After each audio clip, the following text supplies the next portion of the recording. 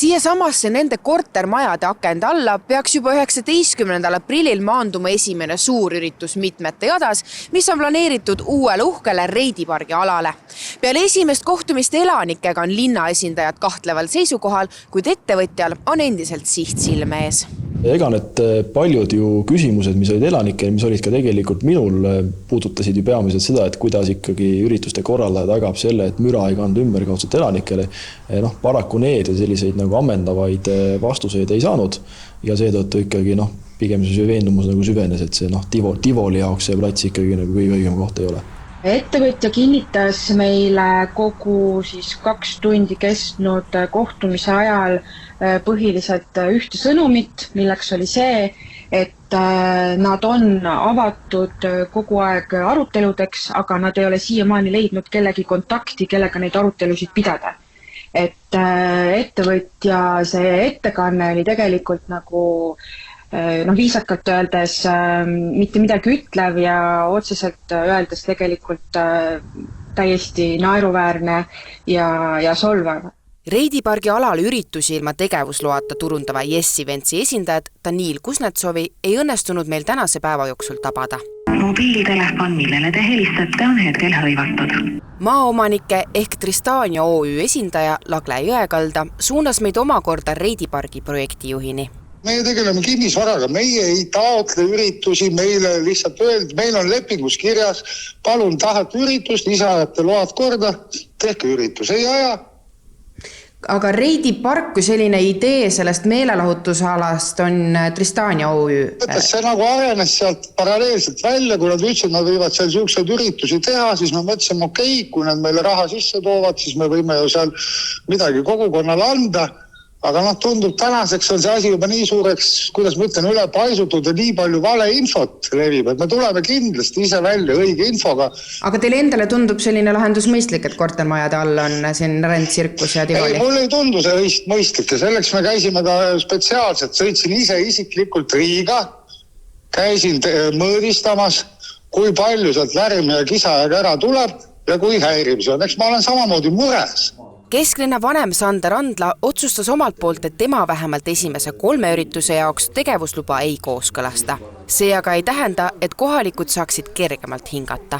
See on polikvõit, sest me ei tea, mida linnakantselei teeb veel. Ja nüüd nad panid meid fakti ette, et me peame kõiki seaduse rikkudes lühikese etteteatamisega täitma ankeete ja vastama neile ja siis nemad teevad 18. aprillil otsuse, kas siis 19. tuleb siia suur trallala või ei tule. Kuigi tänaseks on korteriühistud esitanud linnale ühise avalduse koos allkirjadega, soovib kantselei, et kõik elanikud pöörduksid linna poole eraldi, täites 4 lehekülje pikkuse ankeedi.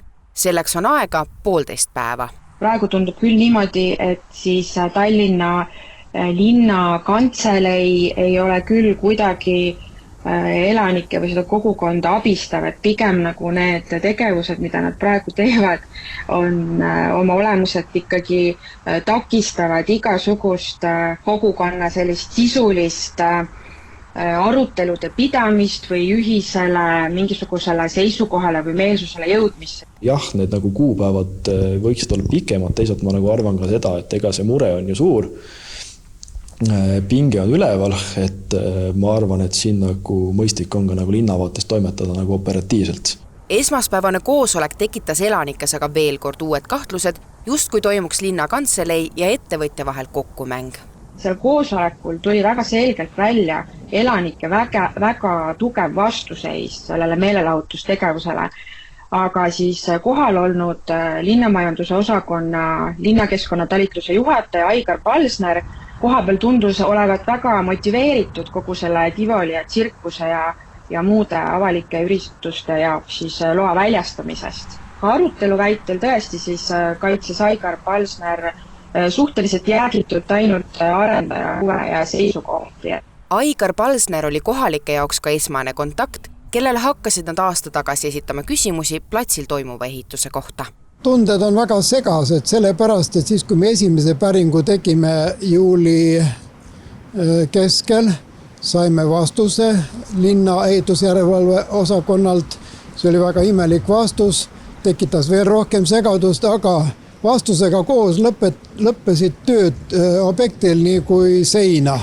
Palsnerit ennast meil täna kaamera ette saada ei õnnestunud, kuid Sander Andla sõnul ei ole selline kriitika õigustatud. Ei, mulle jääb see nagu arusaamatuks, et kellega siin mis need kontaktisikud nagu on olnud.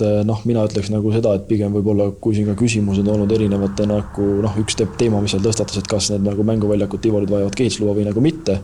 Aga ütleme nii, et see, et kellelgi nagu mingi palav toetus on nagu linnaosavalitsus nende tivolite vastu, ma selles suhtes küll nagu kahten. Ja need 3 luba, mis on nüüd hetkel menetluses, ehk siis Laada tivoli ja kuuaegeste tivoli, et nendele me kooskõlastust omalt poolt ei anna. Ja ütleme see, et mis on nüüd nagu maaomaniku edasised plaanid, eks see nüüd pigem on küsimus neile. Mis see plaan siis edasine on, kui see vastus... Vaatame, meil on praegu variant A ja B.